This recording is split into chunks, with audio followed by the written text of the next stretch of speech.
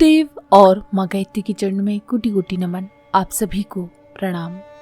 आदि शक्ति की लीला कथा का अक्षर अक्षर, दुर्गा सप्तशती का अक्षर अक्षर गायत्री साधना की आध्यात्मिक अनुभूतियों से भीगा हुआ है।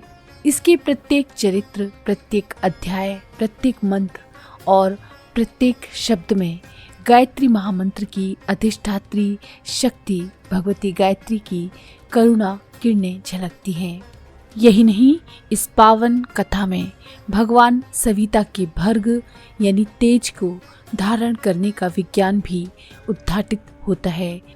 जिन्हें अपने मन के किसी कोने में ये भ्रांति हो रही है कि कहीं उन्हें किसी अन्य उपासना की ओर प्रेरित तो नहीं किया जा रहा, उन्हें अपने से ये भ्रांति मिटा देनी चाहिए।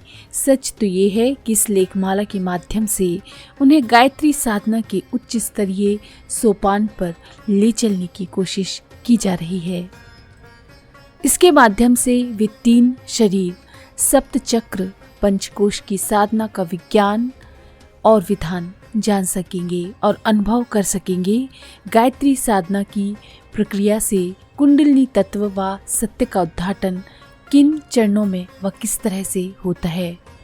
अभी तक जो साधक गायत्री मंत्र साधना से अपनी लौकिक समस्याओं का निराकरण करते आए हैं, अब वे ये क्रियात्मक सच्चाई भी जान सकेंगे कि गायत्री मंत्र साधना के द्वारा तमस, रजस और सत के अवरोधों को पार करते हुए आध्यात्मिक विभूतियां किस तरह से पाई जा सकती हैं।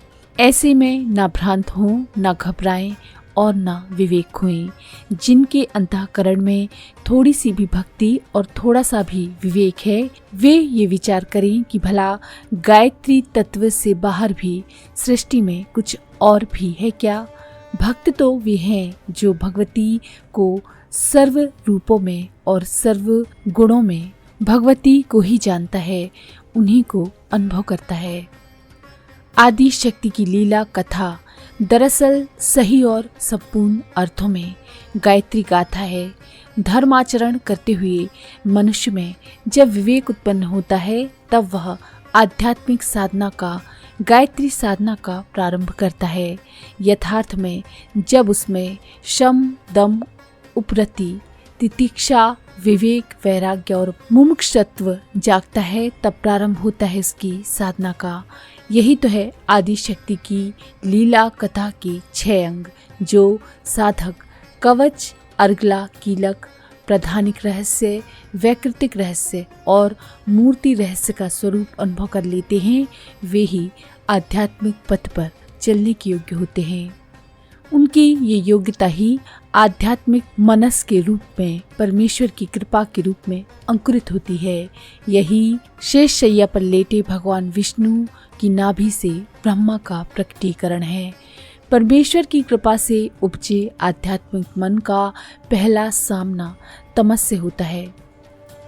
सब ओर अंधकार और उस अंधकार में भगवान के कर्णमल से उपजे असुर मधु कैटभ, मोह और भय आध्यात्मिक मनस को डराते हैं, और तब गायत्री साधक का आध्यात्मिक मनस यानी ब्रह्मा अपनी रक्षा के लिए, यानी हमारा मन, हमारे प्राण अपनी रक्षा के लिए भगवती को, जगन माता को पुकारते हैं।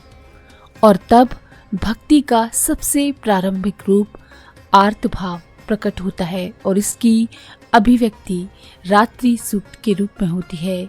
साधक के आध्यात्मिक मन की इस करुण प्रार्थना को सुनकर भगवती गायत्री कुंडलिनी जागरण के प्रथम चरण के रूप में आविर्भूत होती हैं।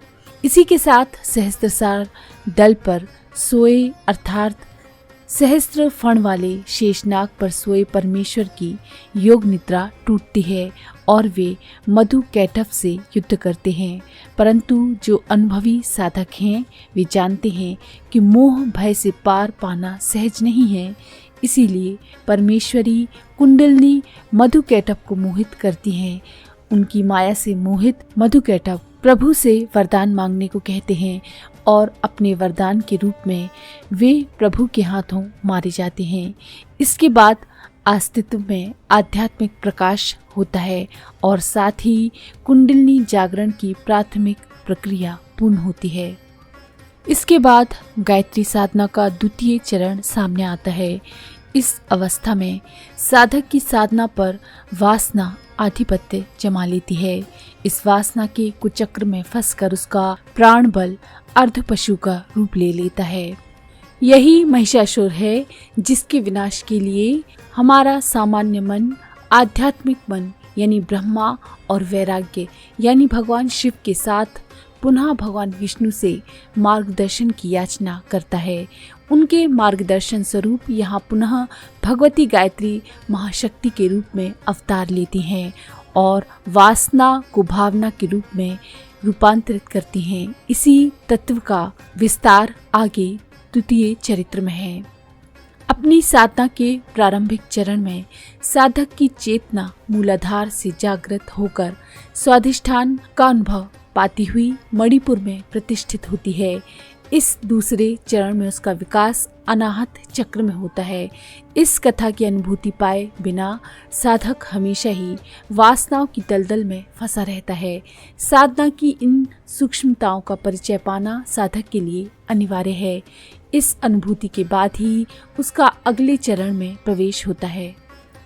इस अगले चरण में धियो यो नः प्रचोदयात् का लक्ष्य तत्व दर्शन से बंधन मुक्ति है, परंतु यहाँ पर उसकी साधना अहंता, ममता, शुंभ निशुंभ और उनकी सेना, सुग्रीव यानी परिग्रह, धूम्रलोचन यानी भ्रांति, मुंड यानी दर्प निर्वृत्ति, चंड यानी क्रोध प्रवृत्ति, रक्त बीज यानी कामना कर्म बीज से होती है। ऐसे जब साधक उत्कट भाव से गायत्री की साधना करता है तो पहले मूलाधार और अनाहत में प्रकट होने वाली भगवती पुनः आज्ञा चक्र में प्रकट होती हैं। अपने इस आविर्भाव में वह अहंता ममता की चुनौती को स्वीकार करके उनसे और उनकी सेना से विकट संग्राम करती हैं। इस क्रम में उनका महाप्रज्ञा स्वरूप प्रकट होता है और साधक को वह धर्ममेध समाधि का वर देती हैं। इसी के साथ वह स्वयं सहस्त्र सार पर प्रतिष्ठित होती हैं। यही तो साधक का चरम और गायत्री साधना का सार है। इसीलिए साधकों को आदि शक्ति की लीला कथा के रूप में इस गायत्री साधना का गंभीर मनन करना चाहिए। तो इसी तरह से दुर्गा सप्तशती से यात्रा करते हुए गायत्री साधना को पूरा करते हुए अपने सारे शत्रुओं पर विजय प्राप्ति करता है। तो अगर आपको ये जानकारी पसंद आई है तो प्लीज़ लाइक करें, शेयर करें, सब्सक्राइब करें और बेल के आइकन पर क्लिक करके ऑल पर क्लिक करना ना भूलें।